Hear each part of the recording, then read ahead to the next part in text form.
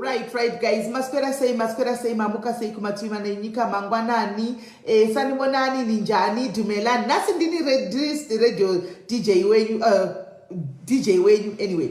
So guys, thank you very much. I had not planned to have this live. Guys, I had not planned to have this live. I was not actually planning to do any live. Because singles. Handitika vari dating game. Ichauya na Manheru na Lorraine. Apparently, and then I was conducted. And adzika ready etike basa kanovhara musoro atozatrive mawigere isu saka kana wangojumiwa unokotora kaiti woti ndo wakutoenda. So I was connected in a radio station because toda kutaura about this topic here, bullying, but we want to do it with you, so can you please do it? So we tried on their radio station because I'm not in the studio. We tried saka taking techniques or technicals, I don't know. So they did ask me, okay, can you please go to your page, and then one of the DJs will come and ojo in a panopa page, and then more broadcaster ku studio kwavo. Okay, fair and fine. Don't sakadawu ya. So let me just call them kuti sister Tamira kuno Tamirira imimi, because we tried ku studio kwavo, but azvinonyatso buda ndisi kuti ndingati chi changa chichiitika. Matimu Favor, how are you? Ethi, what do you say, Gordon? Betha no bet, my sister, how are you? Oh yes, Yenyiwa Edith. Oh yes, bullying. Yanetsa. Bullying Yanetsa. Vana vechikoro are being bullied, guys, to the extent whereby the kids are not even free to go to school anymore. Varikuramba kuenda kuchikoro nenyaya yekubuliwa. And as parents, what are we doing about it? Oh, hello Thomas, I'm waiting for you. Okay, I can see you. Can you please restart your phone, because you are the only one with no green button. Restart your phone. Okay.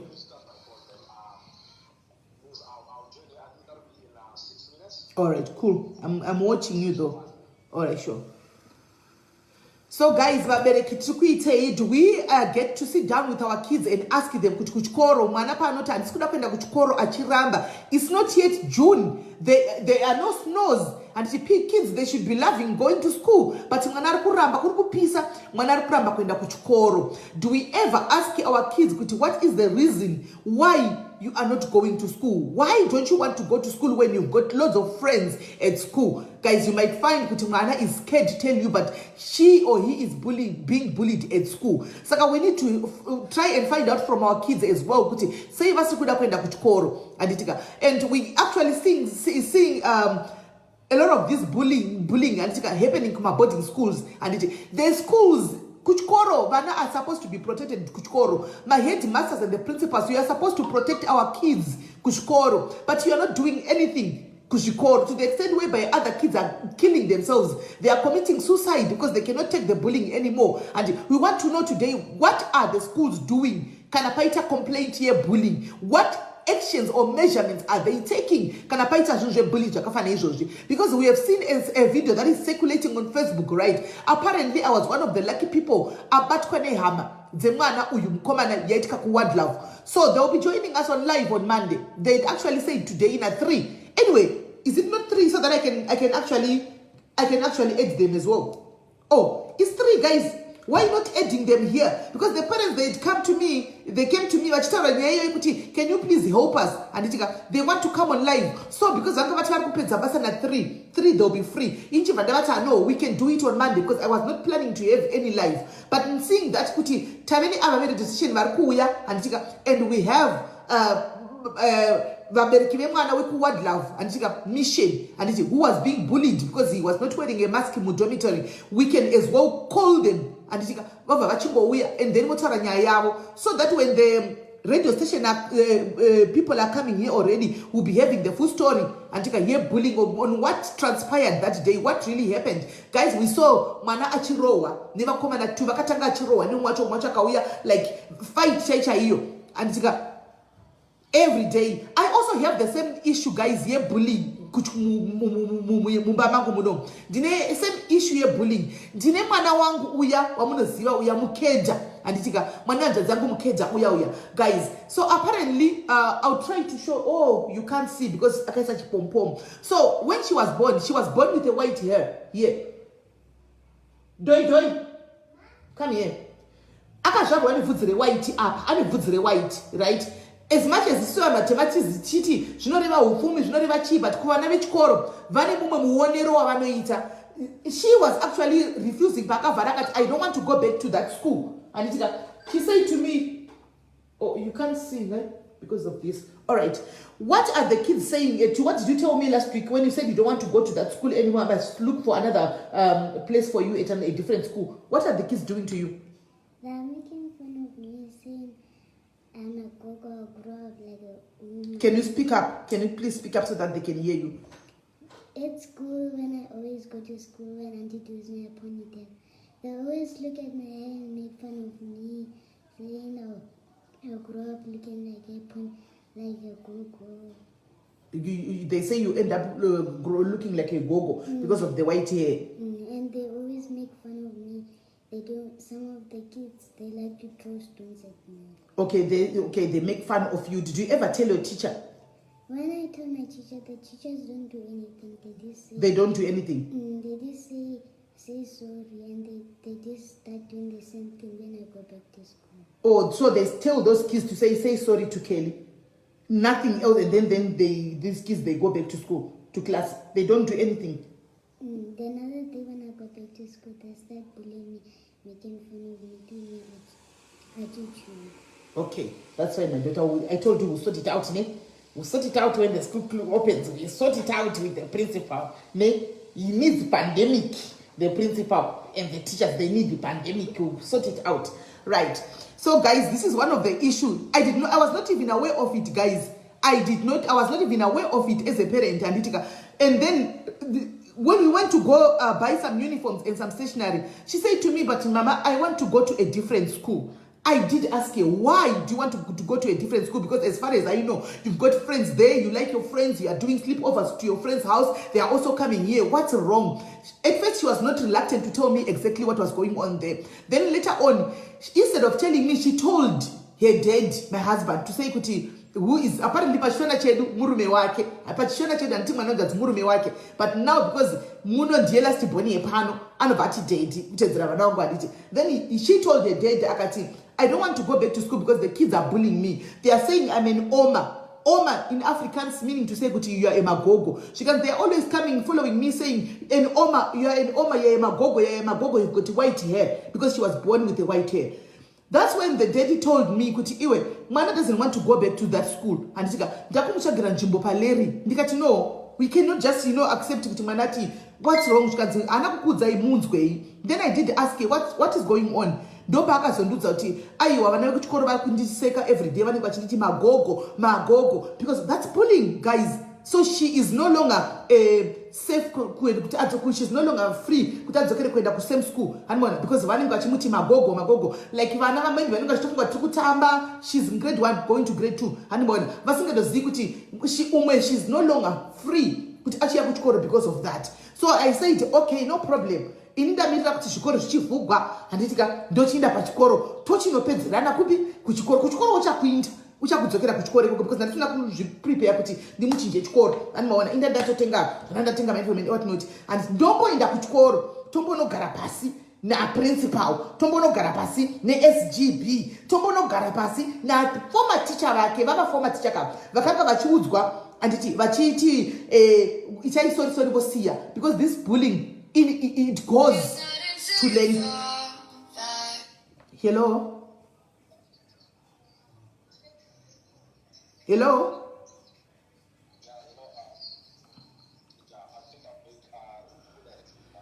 I can't see you. Type 8.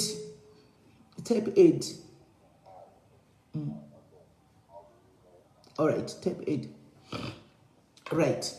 So guys, mazviona kuti bullying inoitika pese kusvika mwana kuzoramba kuenda kuchikoro. Zvinenge zvatoitika nguva yakareba, but sevabereki kazhinji unenge usingazvinotisi, usingaoni kuti mwana haasi happy. The teachers are not doing enough. So ndine namba dzaticha yake, even call her pano ndomubvunza kuti naiwe memumeri mwana wangu aikukomplainira nyaya yekuti iwewe penashe anzi akaisustaina multiple injuries mumusoro, head injuries. Ndogona kufonera medhema pano ndikavabvunza because ndine namba yavo. Thomas, you don't have a green button. Thomas, you don't have a green button. Your phone needs an update. I can see you, Thomas, but hauna green button. I can't add you. Thomas, hauna green button. I don't know how to do this now. Hauna green button, Thomas. If your phone needs an update. Ndinogona kuvafonera right now, but nekutsamwa kwandakaita nekugumbuka kwandakaita ndakavafonera hapana chingabuda chakanaka handiti maona memera because yaive iri shamwari yangu munhu wandaitoseka nechifara zvakatondibata chaizvo kuti vanoti kwai itii sorry mwana achibhuliwa, but ndikati no problem, handiti zviko zviri kuvhuka pavhiki rinoteverapo tichava kusangana kuchikoro tonyatsinopedzerana kupi zvakanaka ndakatigere pasi handitika moreover pachikoro apa ndakambopashanda handitika saka principal hasi munhu andogona kumufonera even right now, ndinogona kutomufonera right now ndikatotaura naye, but ndatoda kuenda kuchikoro ndinonyatsonzwisisa kuti zvinofamba sei, zvaifamba sei kuti vana vedu vanofanira kunge vari safe kuchikoro, vanofanira kunge vachiprotektwa kuchikoro, but hapana. Ndakambopashanda guys kuchikoro kunhiko chena. I was running the tuck shop yepachikoro. I ran the tuck shop for 3 fucking years ndichirenda the tuck shop yechikoro ndichitengesa ini ndinoita zvokubika, ndofarira zvokubika guys, ndine catering company yangu, ndakamboparenda chaizvo. Saka I'm like ndakanga nditori mu-SGB committee ndikatosiya ndawana tender. When I applied for the tender I got it. Ndakatosiya zve-SGB ndikati hazvichaiti nditechi ndikwanise kuita zvese conflict of interest achizvi zvinozoreza ma-eyebrows kuna mabereki. Then I dropped izvi ndikatanga konzerta nebusiness because ndiri nobusiness ndikati zvazvindi mari izvi ndikanite zvinonipa mari harimona. Saka ndati tonopedzerana ikoko ratidzai uri sei. Saka ndozvandamirira kuti ndite zvokuinda ikoko ndinonzwisisa kuti zvinofamba sei, and I think I will make an example of this pachikoro. Bullying vachaitora serious this time, vachaitora serious. Kana vana vangu vachibhuliwa pachikoro handika vasiri kuita action this time, vachanoitora serious bullying because ndiri kuhere I come, ndiri kuuyako, ndichauyako tozonyatsotaurana zvakanaka. Tozotaura zvakanaka tasvikako kuchikoro. So if it means kuti I will ask the platform to address it paassembly ipapo, ndotoda platform yene ndichingovhuna chirungu ndiripo pa, ndinotoda kunyatso kutoemphasize kuti ndichakumirira kugedhi kana ukabhula mwana wangu, ndokumirira kugedhi zvisina vabereki vako, tosangana kugedhi topedzana, kana kungondipa location ndoyakumba kweni tonyatsa kungopedzerana, because guys this is not right. Anditi maona this is not right. Anditi maona this is not right. Zvachose this is not right. Anditi maona. Saka tine video yemwana tichimirira this guy ari kuuya. Chirega ndifone kufonera hama dzemwana mukomana uyu vambondifonera paya. Okay. Anzi ndistudent ngikiri yavo ti technical whatever problems ava kuita kustudio. Saka anyway avachakwanisa kuuya inda kutokundinya neshow. Ivo ndo vanga vandikumbira ndiye pano. Saka ini zvondotoita ndotofonera ava vekuZimbabwe vachitotaura nesu panyaya iyi sezvitatove pano. Handimaona tatove pano kudhara tichitongonzwa hedu kuti nyaya iyi yakafamba sei, because zvinogwadza guys. Mamunzwa mwana achitaura, mamunzwa mwana ndamudedza, mamunzwa achitaura. Ava manje anogona tsadaira because ndava tine musi weMonday, saka ndakungozojoka. Bullying is not a joke guys. Bullying is not a joke guys. It's not a joke. Bullying guys, getting bullied guys, it's not a joke. Mwana wechikoro, mwana mudiki. Achadaviri phone winda futi. Nimsendere message.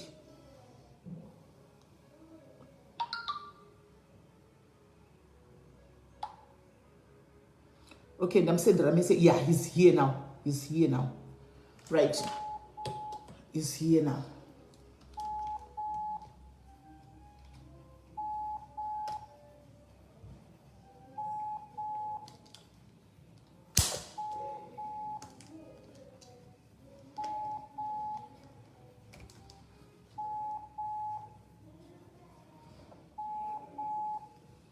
Asa vana ndatendofunga maybe because vari kuZimbabwe. Alright, ndive 3 message. Hanza sandasvika kumba. Okay, anzvanzi ndadapinda live nenyaya yebullying iyoyi, saka tatongoti rega iti kuAJ. Mosvika nguva iyi, what time do you think you will be at home? Muri munzira. Alright. Saka nyaya yebullying guys bullying ainyatso imagine kuti munhu mukuru chako guys, we have done this bullying guys. Atidi kusara chinyeperana. We have done it. Pama social media sometimes unatinge tichitaka unengosingazivi the impact that is having on somebody else. This bullying does not only apply antika to kids.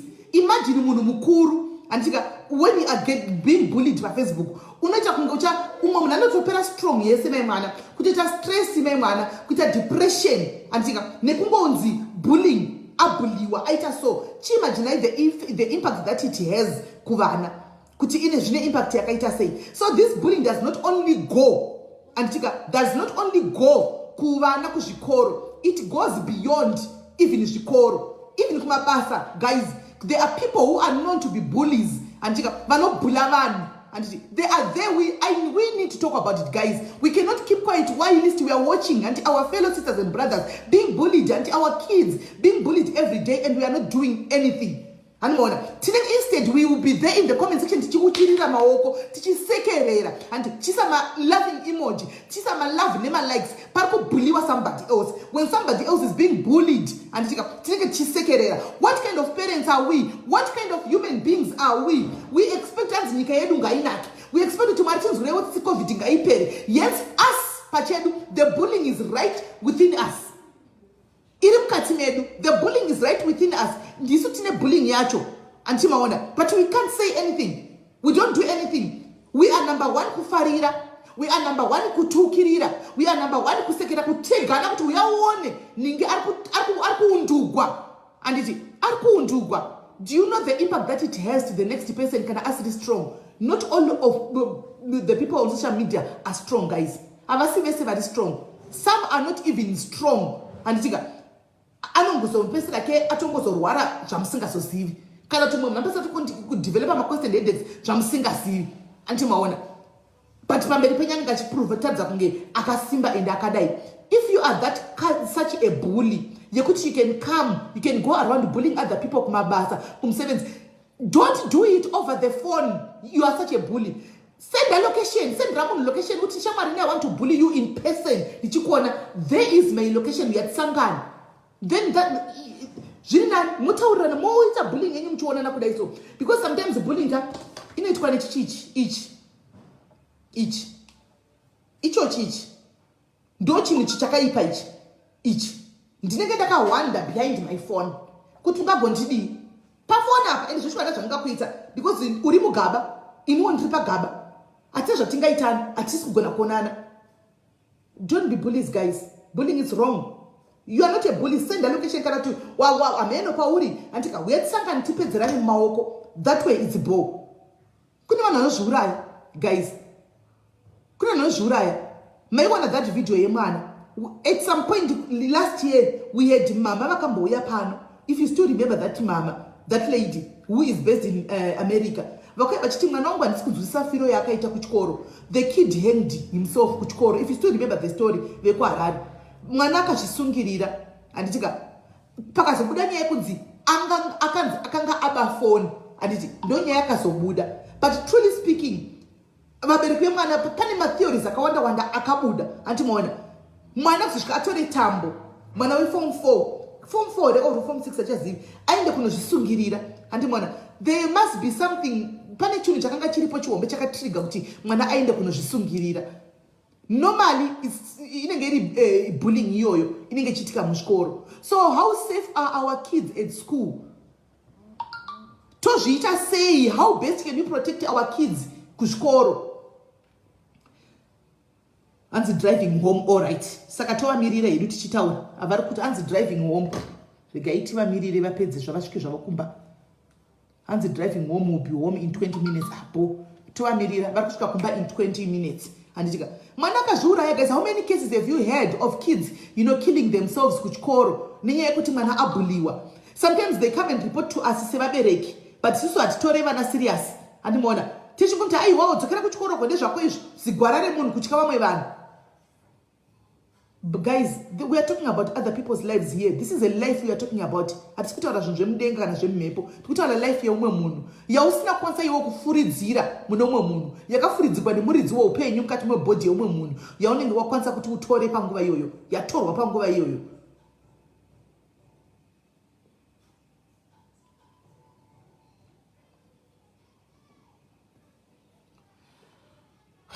Yatanga kuti kwai free up some space. Inoti free up.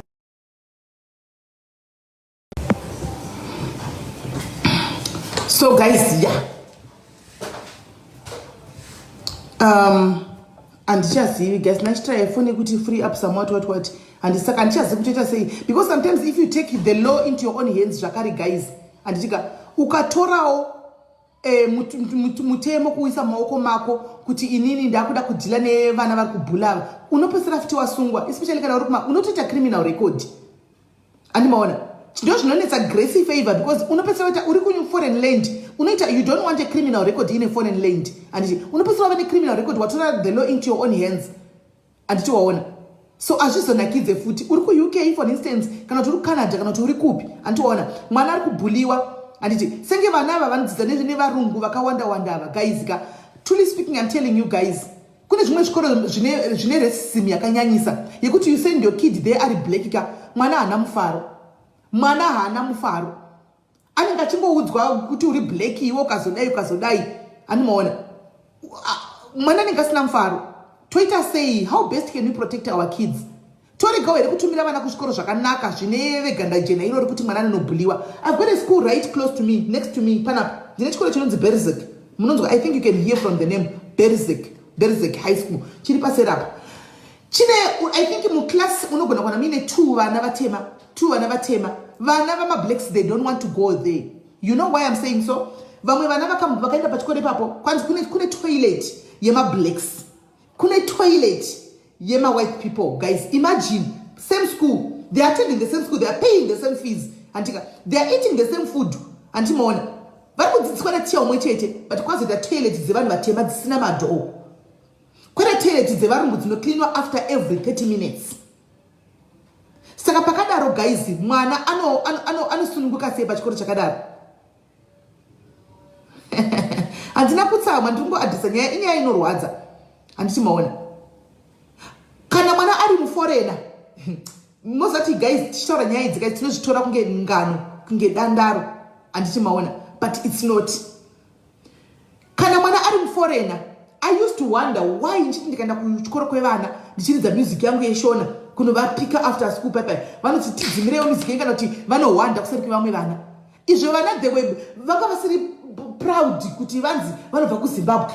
Handimaona iko kuchikoro vanodozikama vari vana vemuno, because vanenge vachidedzwa seri kuti makwerekwere. Handimaona anenge achidedzwa seri kunzi mukwerekwere kuchikoro, ibullying iyoyo, because mwana azikama. Saka unoti kwene munogonza musamboridza yenyu kana muzika muchiyapana kana musina zvokuridzaridza yenyu kana radio, ndoti why zvikanzi hatitombodi kuti vadzizive kuti isusu titakazvagwa kuZimbabwe nemhaka yei. Ndopandakazoziva kuti vana vanodedzwa kunzi chii makwerekwere, but at least vakuru vanozvimiririra. Handimaona but ko zvidiki izvi zvidiki. Handisivaona. Saka guys, let's be vana vedu ava. I don't know how we can protect vana. Takamira vabereki vemwana vati vari kuenda kunhingikiri, vari kuenda kuumba, vanosvika in 20 minutes, so tokoti maybe 15 from patataura navo paya tachova 5. Handimaona. So okay, there's an interesting statement. Anti-bullying starts from home. What the parents feed them. Thank you, Vivian. Kana ndichishandirwa ndambotaura ndamboadresa, this is the truth. Life dzakadai hadziuyi vanhu vakawanda, because chokwadi chinenge chitaurwa ene unongochitsika konzi dzevanhu vakawanda, but patinenge chitsika ikonzika musakanga nokufunguziva kuti maybe nenichizvitsikawo futi neni konzi. Handimaona in the process yekuzvitaura nechitozvikorektawo futi neni. Handimaona kana uchishandirwa nemusikana, andika uine musikana nokubatsira basa mumba, handiti ukaadresa musikana wako rafu vana vakateerera, ukataura kana ari munhu wechirungu uchitaura kuti blood kefas, these blood black people, handikwa mwana akateerera. Do you expect kuti mwana iye azove nerespect pahelpa wako iye achinzwa vabereki vake vachituka musikana webasa akateerera? Remember musikana kana uchiti kazhinji most of the times when you are bringing in a helper, antika uri kuda kuti musikana akubatsire basa remumba, zvakare abonde nevana vako usipo uripo, antika abonde nevana vako akubatsire pavana iwe uri kubasa kana uchiita zvaunenge uchiita. Handimaona saka musikanawo uyu vana ava vanozomurespecta here musikana kana vachinzwa iwe uchitaura kuti black people, you people from Zimbabwe, you think you have no toilets in Zimbabwe, you don't know toilets in Zimbabwe. Yeah? Uchipa mwana musikana wako mplate, kune vamwe vasikana vane plate dzavo vega dzisingabatwe nefamily, kunonzi plate in their sisi vebasa inogariswa payo yega, haibvumidzugara mune dzimwe ndiro, inogara payo yoga. Kune kapu inotozikama kuti iyi kapu iyi ndeasisi, kana voinda vanosiya kapu iya musikana anozouyawo oita take over pakapu iyo nendiro iyoyo. Saka vana vako ava anditika how do you expect them to respect musikana webasa andiona kana zvichitanga. Saka it's a very valid point. Zvinotangira kwatiri sisi vabereki, zvatinotaura kumba, zvatinoita kumba, vana vachiona, kids they copy that, they copy that. Kana une unhu wakangoshoreka wakangoipa, your kids they copy that. Most of the kids vanopesera zvakutodawo mwana anoziva Mwari, zvakutodawo mwana nepanonodzorwa kana kunge kuchorera kuchichi kunzi aiwa chakati chakaipa, animaona, because mwana anopesera kungofollowa izvo kuti ndakaona mai vangu vachizviita. Ndosamtona umwe vana achitaura kuti mune musikana basa iwe andiona ndipe chingoko. The way you address even vasikana izvozvizvi zvinotikonzeresa vana, zvopesera kuti mwana akura nazvo ari bhuli, mwana anokura nazvo rave bhuli, kuenda kuchikoro mwana ibhuli, animaona, ave kuchikoro kuya mwana akusikama nekubhula vamwe vana. Ndopa zvinotangira, zvinotangira kudzimba. So vaberekika, zvimwe zvinhu zvatinoita mukutamba tichifunga tiri kufara tiri kuseka, vana vedu vanoona. These kids they see everything and they are very good. Mukubata vanobata zvokuti kana akabata chinhu hacha ukamubvunza zvinhu zvakaitika like 3 years back anokuudza mwana, anokutsanangurira, anozombonyara kuudza kuti mama ndakaona imi muchizviita. Imbo guys, ndoda kupa example kuti muone kuti bullying inotangira sometimes inotangira kudzimba. Ndokwa inotangira. Makamboona kumahungwe kwataita zvokuti mai nababa, sorry henyu ndiri munhu anofarira kupota chita majokes kuti nyatsonzwisisa muchisekerera nditi. Kumahungwe kwataita mai nababa, takanga tamboudzwa here tivana vadiki kuti kwai mai vanoenda pasi baba voenda pamusoro. Takamboudziwa here? Hatina mboudziwa handiti. Vana tiri vana vadiki papaidzi, munguva taivatiswa taivata nevabereki. Mwana kuchinzi mwana mudiki uyu haana chaanoziva, handitika ndovatiswa apa baba namai vari pamubhedha. Baba namai vari pamubhedha usiku papa, kana wataka kuita zvinhu zvavo unenge uchidongorera kudai, uchivhura jira uchida kudongorera kuda chichikuitika, handiti ndopaanoona baba vari pamusoro ka mai vakatsikirirwa pasi, handiti maona kwakuti kana maa kumahungwe kwakuya wakuti mwana wapadedzidzodheni ini ndini mai iwe uri papa uyakwire pamusoro pangu. Mwana akazvionepi? Mwana akazviona kumbako, ndoko akazviona. Avari kufana da kondobidzeka, ari kufana une imwe nyaya. Chega ingotora koli yawo ndinzwe. Kola, hello. Hello kola. Hello. Hello, I'm ready to tell you. All right. Hello. Hello kola, muri sei? Hello. Ndiri kunzwa.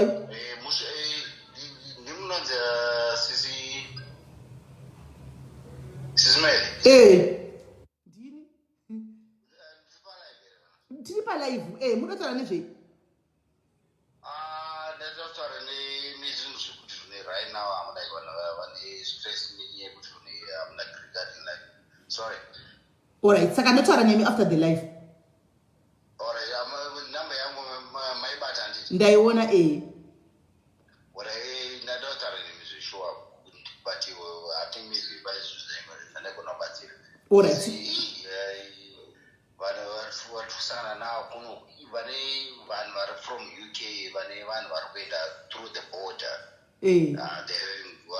vane maproblems, vamwe vacho vane depression kuno. All right. All right, no worries, thank you. All right. Asi munogona ngotaura ini kana muri pa live vanhu vangonzwa tinogona ngoitaura ini takapane munhu atakamirira. Taura henyu takateerera mati ichi chiri kunetsa nevanhu vari kukurosa mabhodha. Nasisimeli. Okay, ndimi munonzi Simeli. All right. Because you need the reason why I'm like tizobata inyaya yekuti I'm like we've got a group as well yevanhu. Sorry. I think maybe I'm like it's more private first, then I'm like we'll be fine. Yeah. If it's more private, anyway, first then